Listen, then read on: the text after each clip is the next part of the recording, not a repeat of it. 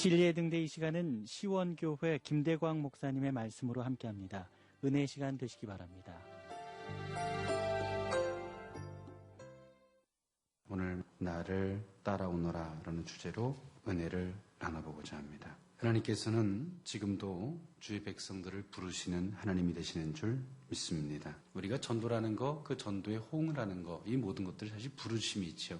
예수님께서는 그 모든 악의 세력들을 이겨내시고 또한 하나님 앞에 그 신앙 고백을 다 하신 이후에 본격적으로 그 모든 복음을 전파하기에 앞서서 제자를 부르시고 있는 것이 오늘 본문의 내용입니다. 오늘 제자들을 부르시면서 예수님 말씀하셨습니다. 나를 따라오너라. 내가 너희로 사람 낚는 어부가 되게 하시겠다라고 말씀을 하셨습니다. 그 말씀의 의미가 무엇인지 오늘 세 가지로 은혜를 나눠보고자 합니다. 첫 번째로 저들의 삶의 방식을 바꾸어 주시겠다는 것입니다. 이제까지는 저들의 삶의 방식은 자신들이 익숙해져 있던 삶, 또 그물을 깁는 자로서, 물고기를 잡는 자로서 그들의 삶은 어떤 정형화되어 있는 삶이었고 그거와 조금만 빗나가면 이들은 굉장히 혼란감을 느끼던 사람이었습니다. 오늘 주님은 우리를 부르고 계십니다. 그런데 그 부르심의 의미를 우리는 알아야 합니다.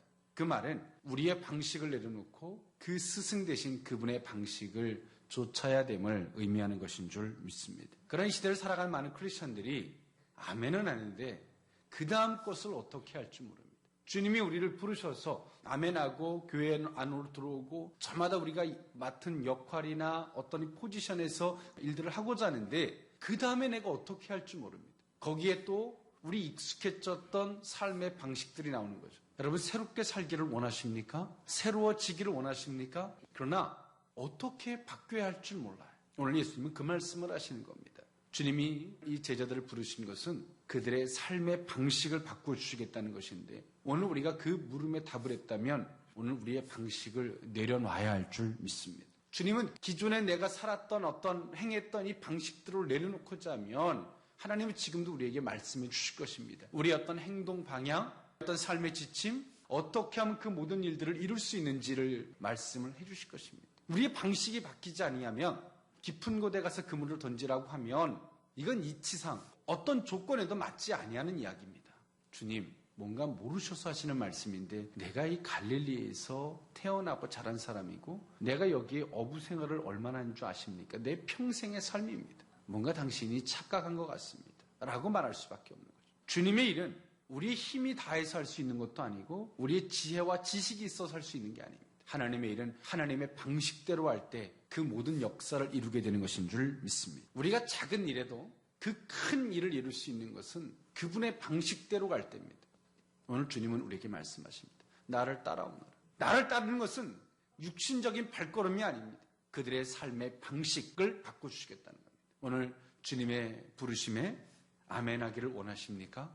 그 방식을 바꿀 수 있기를 원합니다. 내가 내 삶의 방식을 내 스승의 방식으로 바꾸면 내가 얻어지는 소출의 몫은 농부의 몫이 아니라 나를 부르신 스승의 몫이 되기 때문인 줄 믿습니다.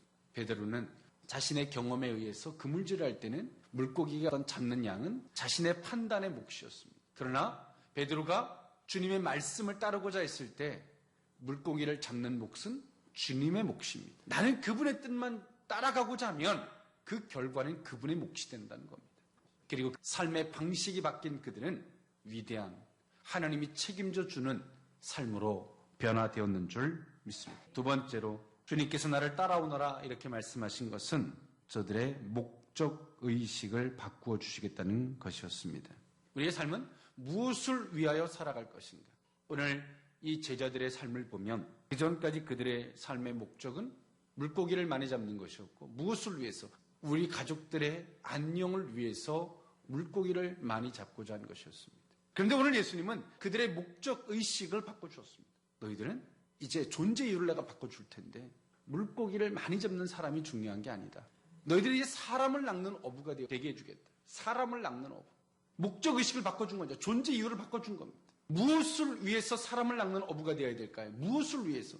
하나님을 위해서인 줄 믿습니다. 이제 너희는 너희들의 가족의 안녕과 평안을 넘어선 하나님의 영광을 위하여 살아라.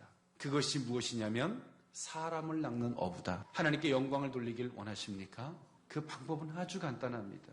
그 영혼을 낚는 삶을 살아가시기를 원합니다.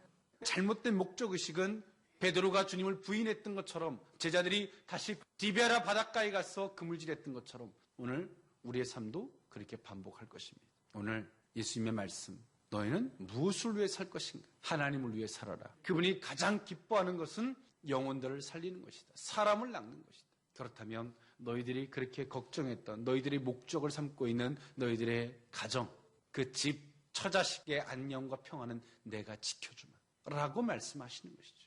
오늘 예수님을 따르면서 여러분의 목적의식이 바뀌셨습니까? 바뀔 수 있기를 원합니다. 우리는 하나님의 나라를 빙자해서 나의 가정과 안녕을 걱정합니다. 어리석은 것입니다.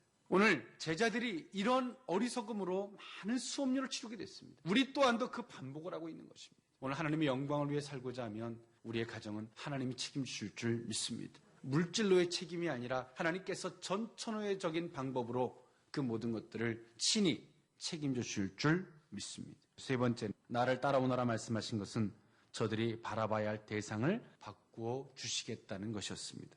여러분, 무엇을 바라보고 살아가십니까? 하나님의 영광을 이루고자 하면서 세상을 바라본다면 하나님의 영광을 이루게 될까요? 절대 이룰 수가 없습니다. 오늘 우리가 바라봐야 할 대상은 하나님이신 줄 믿습니다. 하나님 그 한 분만을 바라볼 때 우리의 삶을 바꾸어 주실 줄 믿습니다. 그분만을 바라볼 때 하나님의 영광을 나타낼 수 있는 삶으로 살게 될 줄 믿습니다. 그러나 이 제자들이 주님을 따르는 동안에 끊임없는 시각에 대한 오류를 범합니다. 나는 무엇을 바라볼 것인가? 이 딜레마. 나를 부르신 이만 바라보면 돼요. 내게 돈을 주는 자도 바라보면 안 되고, 나를 칭찬하는 자도 바라보면 안 되고, 나의 부족함도 바라보면 안 되고, 나의 죄악도 바라보면 안 되고, 오직 나를 부르신 이만 바라보면 돼요. 그분 안에 그 모든 것들이 다 있을 줄 믿습니다. 왜냐하면 그분은 나의 죄악도, 나의 연약함도, 나의 부족도, 나의 모든 것을 다 아시면서도 나를 부르셨기 때문인 줄 믿습니다. 여러분, 주님만을 바라보길 원하십니까? 그럴 수 있기를 원합니다. 오늘 하루의 삶이 승리의 삶이 될 줄 믿습니다. 비록 나는 연약하고 비록 나의 죄악이 있다 할지라도 승리의 삶이 되실 겁니다. 온 삶이 승리하길 원하십니까? 나를 부르신 주님 한 분만을 바라볼 수 있기를 원합니다. 기도하겠습니다. 나를 따라오너라 말씀하시며 너희로 사람을 낚는 어부가 되게 하시겠다 말씀하신 주님. 그러나 하나님, 우리는 그 부르심 앞에 기꺼이 아멘을 했으나 여전히 우리의 삶의 방식이 바뀌지 아니하여서 스승의 방식이 아니라 여전히 인간적인 모습의 방식을 따르고 있는 허물을 용서하여 주시옵소서.